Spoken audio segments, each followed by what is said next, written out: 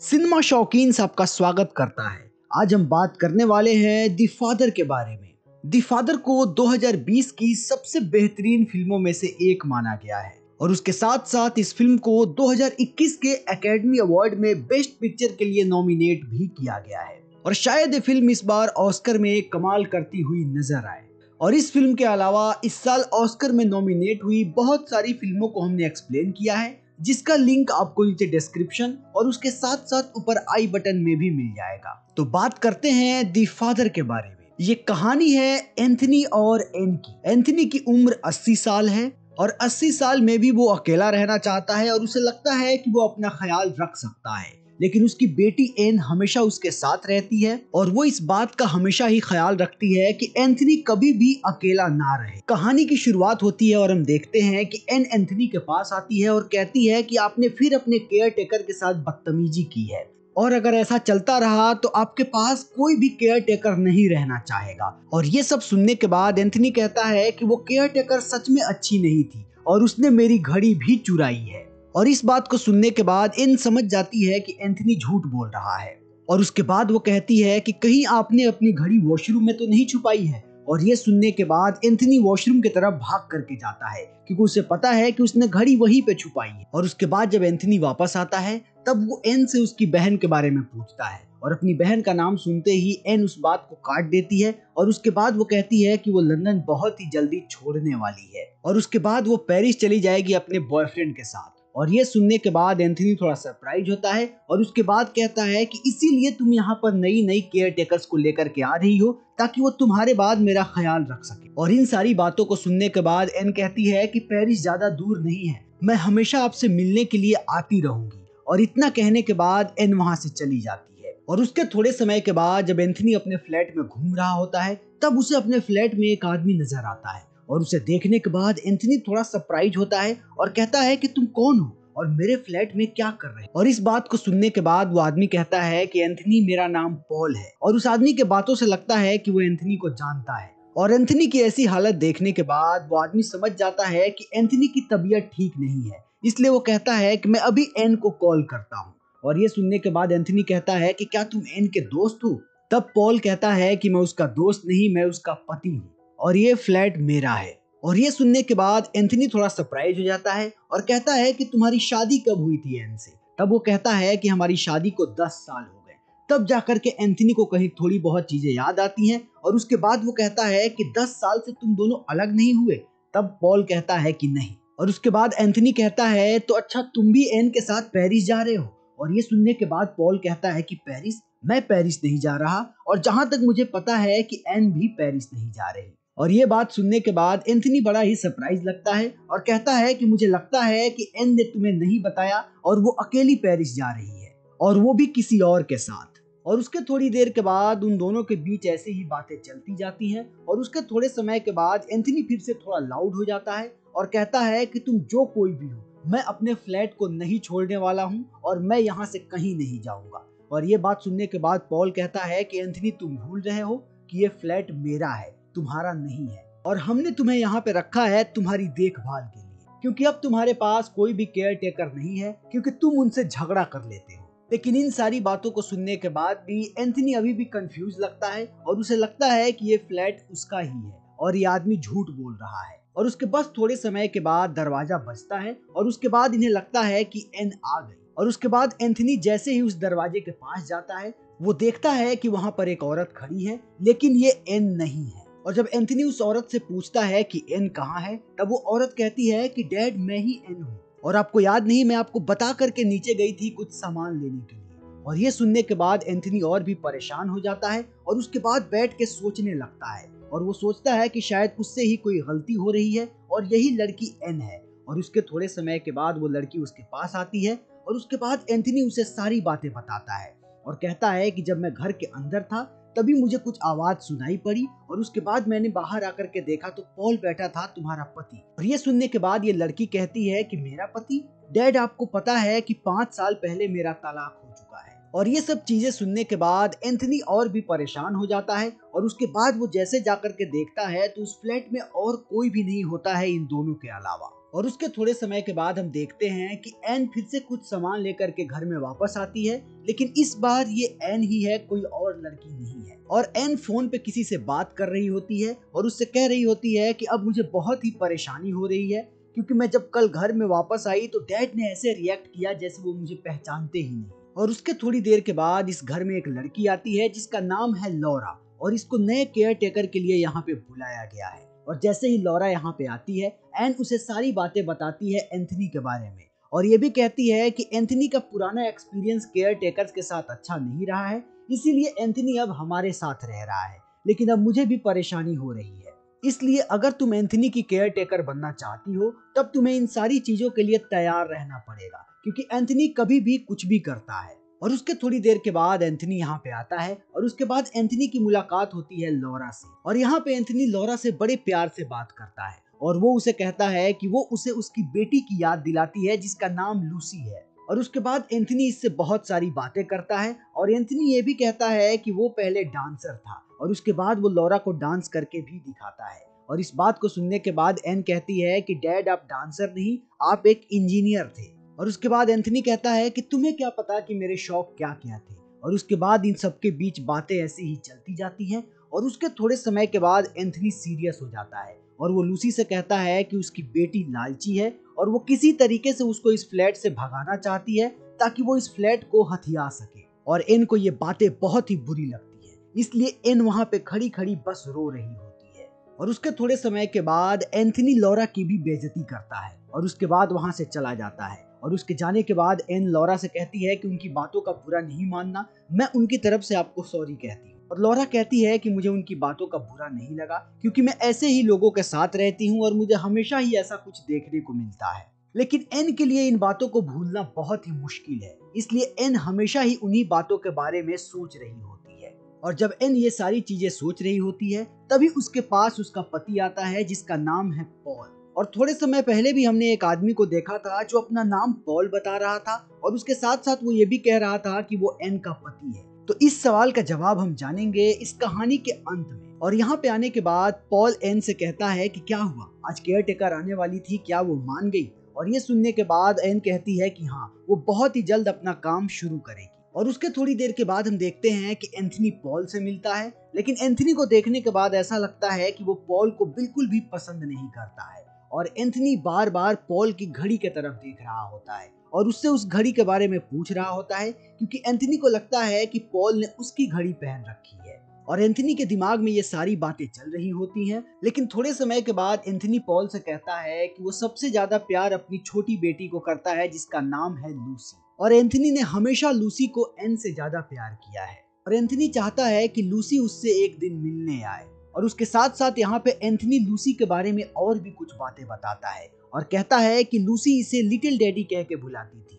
और उसके साथ साथ वो ये भी कहता है कि लूसी एक पेंटर है। और ये सारी बातें सुनने के बाद पॉल कहता है कि क्या मैं तुमसे कुछ पूछ सकता हूँ? और एंथनी कहता है कि हाँ। तब वो कहता है कि तुम और कितने दिनों तक हमें परेशान करने वाले हो? और पॉल के इतना कहते ही ये दृश्य चेंज हो जाता है, और उसके बाद अगले दृश्य में हम देखते हैं कि एन एंथनी को लेकर के एक डॉक्टर के पास गई है। और यहाँ पे बातों बातों में एंथनी एन से कहता है कि तुम पेरिस कब जाने वाली हो? और ये सुनने के बाद एन कहती है कि मैं पेरिस नहीं जाने वाली, और मैंने कभी भी पेरिस जाने के बारे में नहीं सोचा है। और ये सुनने के बाद एंथनी कहता है कि तुमने कुछ दिन पहले मुझे कहा कि तुम अपने बॉयफ्रेंड के साथ पेरिस जाने वाली हो। लेकिन एन यहाँ पे ये बात मानने को बिल्कुल भी तैयार नहीं है कि उसने कभी भी पेरिस जाने का जिक्र भी किया है। और ये सुनने के बाद एंथनी कहता है कि मुझे लगता है कि मेरी बेटी को मेमोरी लॉस की प्रॉब्लम है। और डॉक्टर इस बात को सुन के बड़ी सरप्राइज होती है, क्योंकि वो यहाँ पे एंथनी के मेमोरी लॉस का इलाज कर रही है। एंथनी को एक बीमारी है जिसका नाम है डिमेंटिया, जिसमें मेमोरी लॉस होता है। इसीलिए इस शब्द को सुनने के बाद डॉक्टर थोड़ी सी सरप्राइज होती है। और उसके बाद समय ऐसे ही बीतते जाता है, और जब एक दिन एंथनी घर में घूम रहा होता है, तभी वो सुनता है कि एन और पॉल दोनों बातें कर रहे हैं।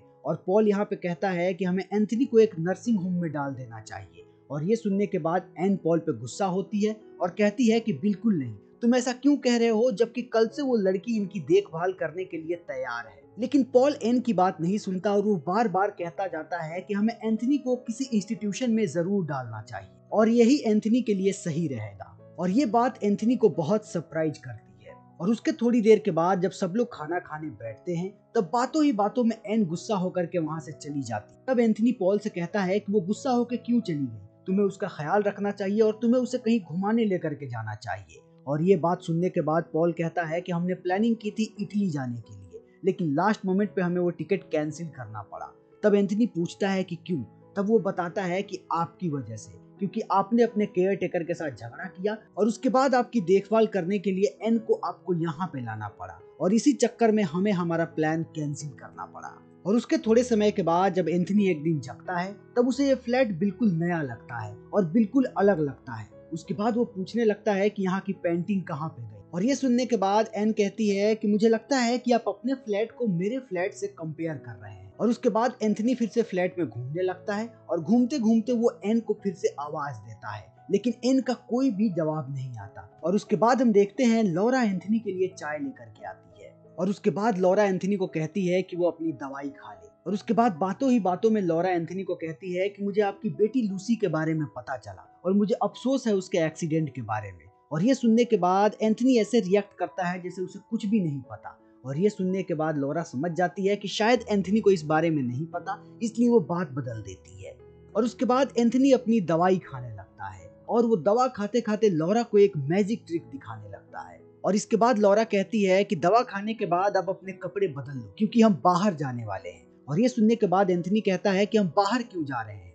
तब लॉरा कहती है कि हम बाहर जाएंगे और पार्क में घूमेंगे। और ये दोनों लोग बातें कर ही रहे होते हैं, तभी वहां पे वो शख्स आ जाता है जिसने कहानी की शुरुआत में अपने आप को पॉल बताया था। और वो आते ही लॉरा से कहता है कि उसे एंथनी से कुछ बात करनी है। और ये सुनने के बाद एंथनी घबरा जाता है और वो लॉरा को कहता है कि मुझे छोड़ के मत जाओ। तब लॉरा कहती है कि मैं यूं गई और यूं वापस आ रही। और इतना कहने के बाद लॉरा वहां से चली जाती है। और लॉरा के जाने के बाद पॉल फिर से पुरानी बातों को लेकर के बैठ जाता है और वो एंथनी से कहता है कि आखिर तुम यहाँ कब तक रुकोगे और तुम कब तक हम लोगों को परेशान करते रहोगे। और उसके बाद बातों ही बातों में पॉल एंथनी को थप्पड़ मारने लगता है। और उसके थोड़ी देर के बाद हम देखते हैं कि एन वहां पे वापस आ जाती है और उसके बाद एंथनी और भी रोने लगता है। और शायद यही ऐसा इंसिडेंट है जिस इंसिडेंट के बाद एन ने पॉल से तलाक ले लिया। और उसके बाद समय ऐसे ही बीतते जाता है और एक दिन जब एंथनी जगता है तब वो अपने आप को एक नर्सिंग होम के अंदर पाता है। उसके बाद वो घूमते घूमते एक कमरे में पहुंचता है जहां वो देखता है कि एक घायल लड़की पड़ी हुई है और उसके पूरे शरीर में कुछ कुछ पट्टियां लगी हुई हैं जो कि उसके उपचार के लिए है। और इस लड़की का चेहरा एकदम लॉरा की तरह है और ये लड़की कोई और नहीं बल्कि एंथनी की बेटी लूसी है, जिसका एक कार एक्सीडेंट हुआ था और उसके बाद उसकी मौत हो गई थी। और ये सारी बातें एंथनी को याद नहीं है। और उसके बाद फिर समय ऐसे ही बीतते जाता है और एक दिन हम देखते हैं कि एन और एंथनी नाश्ता कर रहे हैं और इस समय एन एंथनी को बताती है कि आज लॉरा आने वाली है और आज वो अपना काम स्टार्ट करेगी। और ये सुनने के बाद एंथनी भी थोड़ा एक्साइटेड लगता है, लेकिन जैसे ही उस कमरे में लॉरा आती है वो लॉरा नहीं होती है बल्कि वो वही लड़की होती है जो कि कहानी की शुरुआत में एन बन करके आई थी। और इस चीज को देखने के बाद एंथनी बहुत ही ज्यादा परेशान हो जाता है और उसके बाद वहां से भाग जाता है। और उसके थोड़े समय के बाद जब एक सुबह एंथनी जगता है तो वो अपने आप को एक बिल्कुल ही नए जगह पे पाता है और ये जगह एक नर्सिंग होम होता है। और यहाँ पे एंथनी के सामने एन बैठी हुई होती है और वो कहती है कि अब एंथनी को यही रहना पड़ेगा क्योंकि वो पेरिस जा रही है, लेकिन वो एंथनी से मिलने के लिए हमेशा आती रहेगी। एंथनी को ये बात बिल्कुल भी अच्छी नहीं लगती कि एन उससे दूर जा रही है और एन को भी अपने फादर से दूर जाना पसंद नहीं है, लेकिन फिर भी एन को यहाँ से जाना पड़ता है। और उसके बाद दूसरे दिन जब एंथनी जगता है और जैसे ही गेट खोल के कमरे से बाहर निकलता है वो एक नर्सिंग होम में ही होता है, यानी कि एंथनी सच में अब एक नर्सिंग होम में है। और यहाँ पे उसकी नजर एक लड़की पे पड़ती है जिसने नर्स के कपड़े पहन रखे हैं और ये वही लड़की है जिसे हमने शुरू में एन के रूप में देखा था और जो थोड़े समय पहले लॉरा के रूप में भी उस घर में आई थी। और इस लड़की का असली नाम है कैथरीन। और कैथरीन जैसे ही कमरे में आती है एंथनी उससे बहुत सारे सवाल पूछता है कि वो यहाँ पे कैसे आया और एन अभी कहाँ पे है। उसके बाद कैथरीन उसे सारी बातें बताती है कि आप यहाँ पे बहुत दिनों से हो और एन अभी पेरिस जा चुकी है, लेकिन वो बीच बीच में मिलने के लिए आपसे आती रहती। और एन ने थोड़े समय पहले एंथनी को एक चिट्ठी लिखी थी जिसे इन दोनों ने साथ में बैठ करके पढ़ा था, लेकिन ये सारी बातें एंथनी को बिल्कुल भी याद नहीं है। और ये दोनों बातें कर ही रहे होते हैं तभी उस कमरे में एक आदमी दाखिल होता है और ये वही आदमी है जिसे हमने कहानी के शुरुआत में और कहानी के बीच में पॉल के रूप में देखा था। और इस आदमी का असली नाम है बिल। और ये आदमी भी इसी नर्सिंग होम में काम करता है। लेकिन एंथनी को इस आदमी के बारे में भी कुछ भी याद नहीं। और यहाँ पे जब कैथरीन सारी बातें बता रही होती है तब वो ये भी कहती है कि कैथरीन को हर रोज ये सारी बातें एंथनी को याद दिलानी पड़ती हैं। उसके बाद बातों ही बातों में हमें देखने को मिलता है कि एंथनी की हालत कितनी खराब है और उसकी मेमोरी कितनी कम हो चुकी है। जब एक समय के बाद वो फिर से कैथरीन से पूछने लगता है कि तुम कौन हो, और उसके थोड़े समय के बाद वो कैथरीन से ये भी पूछता है कि मैं कौन हूँ, और उसके बाद कैथरीन उसे बताती है कि आपका नाम एंथनी है। और ये सुनने के बाद एंथनी कहता है कि एंथनी एक बहुत ही अच्छा नाम है। और उसके बाद एंथनी अपने माँ के बारे में बातें करने लगता है कि उसकी माँ कितनी खूबसूरत थी और उसकी माँ ने ही उसका नाम एंथनी रखा था। और उसके बाद एंथनी अपने बचपन में चला जाता है और अपने माँ के बारे में बातें करने लगता है और कहता है कि मुझे अपनी माँ के पास जाना है। और यहाँ पे एंथनी एक बच्चे की तरह हरकतें करता है और एक बच्चे की तरह फूट फूट के रोता है। और रोते रोते एंथनी कैथरीन से कहता है कि मेरी माँ हमेशा मुझसे मिलने यहाँ पे आती रहती है। और ये सुनने के बाद कैथरीन उसे याद दिलाती है कि तुम्हारी माँ नहीं बल्कि तुम्हारी बेटी तुमसे मिलने यहाँ पे आती है। और इस बात को सुनने के बाद एंथनी और भी रोने लगता है और कहता है कि मुझे मेरी माँ के पास जाना है। मेरी माँ से कहो कि मेरी माँ मुझे यहाँ से ले करके जाए और मुझे मेरी माँ के हाथ से खाना खाना है। और यहाँ पे रोते रोते एंथनी बहुत सारी बातें कहता है और वो कहता है कि उसे पता नहीं चल रहा कि उसके साथ क्या हो रहा है। उसे लगता है कि वो बेघर हो चुका है और उसके पास कोई भी शरण नहीं है। उसके बाद कैथरीन उसे संभालने की कोशिश करती है और उसे एक छोटे बच्चे की तरह ट्रीट करती है और कहती है कि जल्दी से अपने कपड़े बदल लो, उसके बाद हम पार्क में घूमने चलेंगे। और ठीक यही शब्द हमने कहानी में थोड़े समय पहले सुना था जब लॉरा ने यही बात एंथनी से कही थी। और उसके बाद धीरे धीरे ये फिल्म यहीं पे खत्म हो जाती है। इस फिल्म को समझना बहुत ही मुश्किल है क्योंकि डायरेक्टर भी नहीं चाहते कि कोई इस फिल्म को समझे, ना ही डायरेक्टर ने इस फिल्म को लेकर के कोई क्लैरिफिकेशन दी है। इस फिल्म के डायरेक्टर बस ये चाहते हैं कि हम उस चीज को महसूस करें जो कि डिमेंशिया से पीड़ित एक आदमी महसूस करता है, जिसके दिमाग में एक समय बहुत सारी चीजें चल रही होती हैं और वो अपना पूरा जीवन उलझन में निकालता है और वो हर समय कंफ्यूज रहता है कि आखिर उसके साथ क्या हो रहा है। और ऐसा इसलिए है क्योंकि इस पूरे फिल्म को एंथनी के पर्सपेक्टिव से बनाया गया है